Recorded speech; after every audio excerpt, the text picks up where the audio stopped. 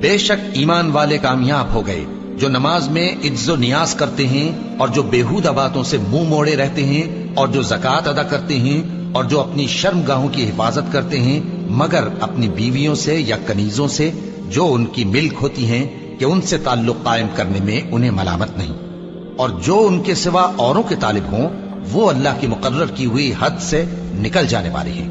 اور جو امانتوں اور اقراروں کو ملحوظ رکھتے ہیں اور جو نمازوں کی پابندی کرتے ہیں یہی لوگ میراث حاصل کرنے والے ہیں، یعنی جنت الفردوس کے وارث بنیں گے، وہ اس میں ہمیشہ رہیں گے۔ اور ہم نے انسان کو مٹی کے خلاصے سے پیدا کیا ہے، پھر اس کو ایک مضبوط اور محفوظ جگہ میں نطفہ بنا کر رکھا، پھر ہم نے نطفے کا لوتھڑا بنایا، پھر لوتھڑے کی بوٹی بنائی، پھر بوٹی کی ہڈیاں بنائیں، پھر ہڈیوں پر گوشت پوست چڑھایا، پھر اس کو نئی صورت میں بنا دیا۔ سو بڑا برکت والا ہے اللہ جو سب سے اچھا بنانے والا ہے۔ پھر اس کے بعد تم مر جاتے ہو، پھر قیامت کے روز اٹھا کھڑے کیے جاؤ گے، اور ہم نے تمہارے اوپر کی جانب 7 آسمان پیدا کیے، اور ہم خلقت سے غافل نہیں ہیں۔ اور ہم ہی نے آسمان سے ایک اندازے کے ساتھ پانی برسایا، پھر اس کو زمین میں ٹھہرا دیا، اور ہم اس کے نابود کر دینے پر بھی قادر ہیں۔ پھر ہم نے اس سے تمہارے لیے کھجوروں اور انگوروں کے باغ بنائے، ان میں تمہارے لیے بہت سے میوے ہوتے ہیں اور ان میں سے تم کھاتے ہو۔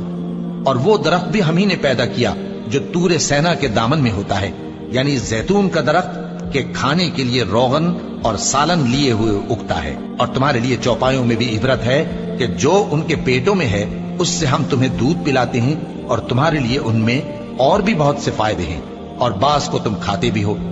اور ان پر اور کشتیوں پر تم سواری بھی کرتے ہو۔ اور ہم نے نوح کو ان کی قوم کی طرف بھیجا تو انہوں نے ان سے کہا کہ اے قوم، اللہ ہی کی عبادت کرو، اس کے سوا تمہارا کوئی معبود نہیں، تو کیا تم ڈرتے نہیں؟ اس پر ان کی قوم کے سردار جو کافر تھے کہنے لگے کہ یہ تو تم ہی جیسا آدمی ہے، تم پر بڑائی حاصل کرنی چاہتا ہے، اور اگر اللہ چاہتا تو فرشتے اتار دیتا۔ ہم نے اپنے اگلے باپ دادا میں تو یہ بات کبھی سنی نہیں، اس آدمی کو تو دیوانگی کا عارضہ ہے، تو اس کے بارے میں کچھ مدت انتظار کرو۔ نوح نے کہا کہ پروردگار، انہوں نے مجھے جھٹلایا ہے،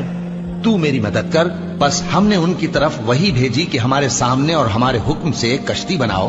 پھر جب ہمارا حکم آ پہنچے اور تنور پانی سے بھر کر جوش مارنے لگے تو سب قسم کے پالتو حیوانات میں سے جوڑا جوڑا یعنی نر اور مادہ 2 کشتی میں بٹھا لو، اور اپنے گھر والوں کو بھی سوائے ان کے جن کے نسبت ان میں سے ہلاک ہونے کا حکم پہلے صادر ہو چکا ہے۔ اور ظالموں کے بارے میں مجھ سے کچھ نہ کہنا، وہ ضرور ڈبو دیے جائیں گے۔ بس جب تم اور تمہارے ساتھی کشتی میں بیٹھ جاؤ تو اللہ کا شکر کرنا اور کہنا کہ سب تعریف اللہ ہی کے لیے ہے جس نے ہم کو ظالم لوگوں سے نجات بخشی، اور یہ بھی دعا کرنا کہ اے پروردگار ہم کو مبارک جگہ اتاریو، اور تو سب سے بہتر اتارنے والا ہے۔